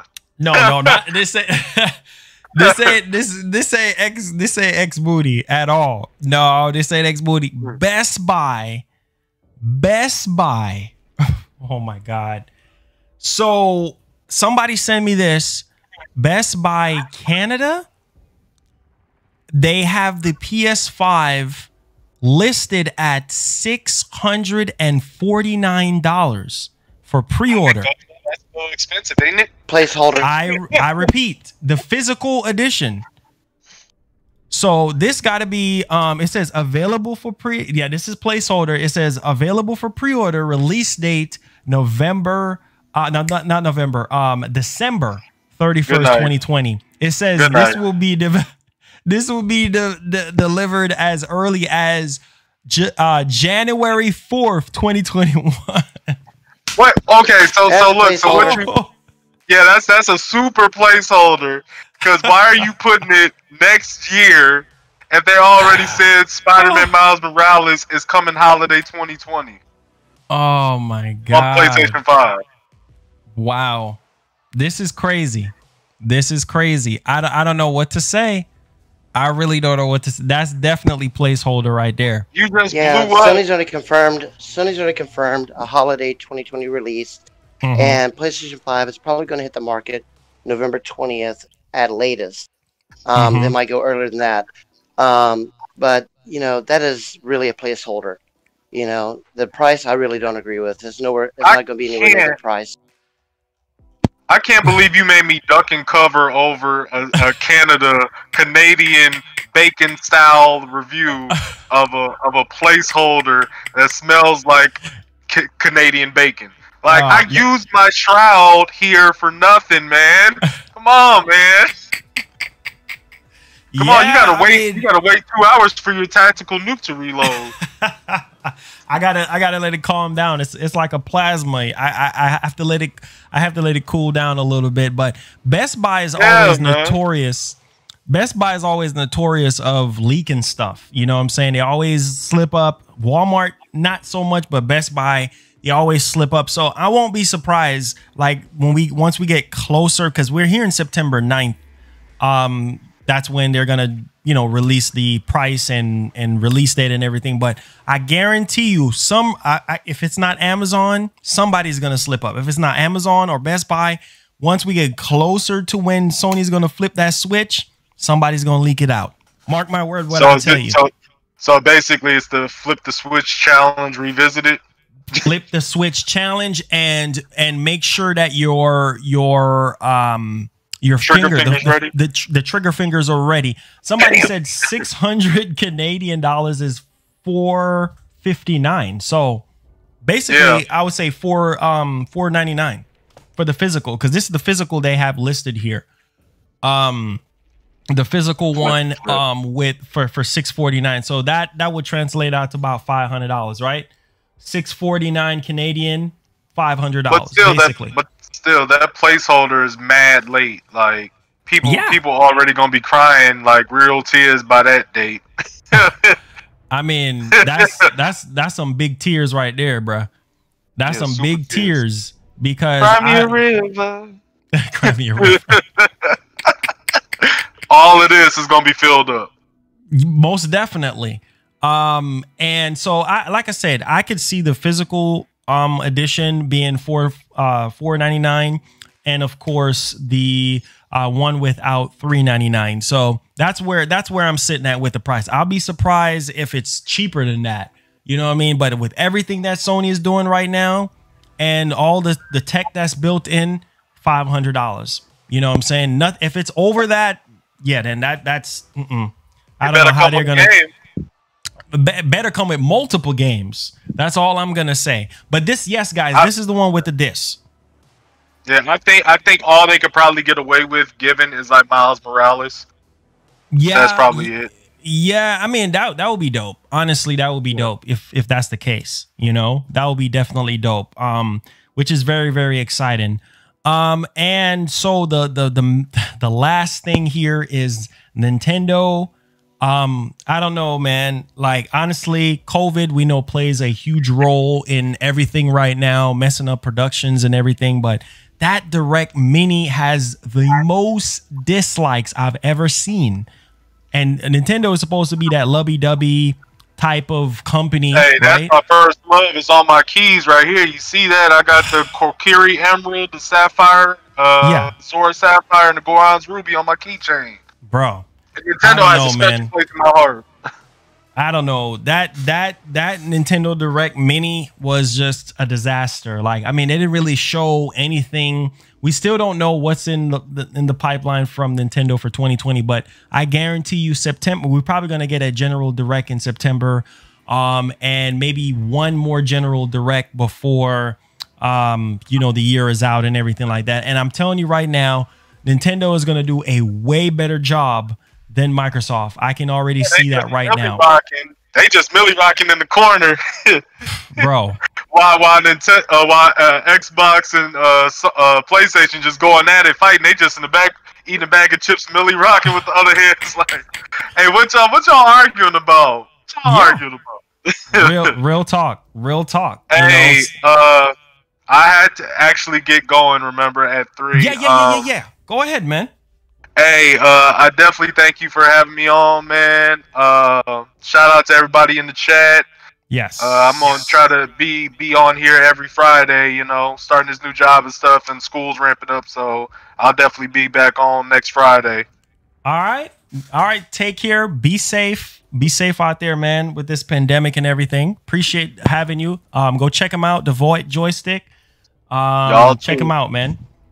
Peace, bro. Peace. Be safe. You too.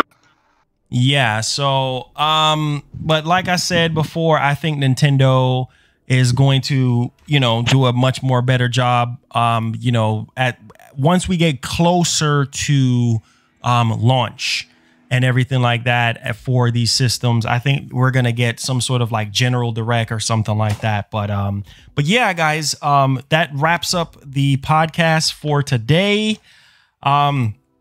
Definitely had a great time and everything. Messina, thank you so much for joining. Hope to have you back next Friday and everything like that. Thank you for having me here. Oh, anytime. You definitely spread some big knowledge on us today with development and how things work with these companies. And of course, the PS5 and the Series X. So appreciate you guys tuning in.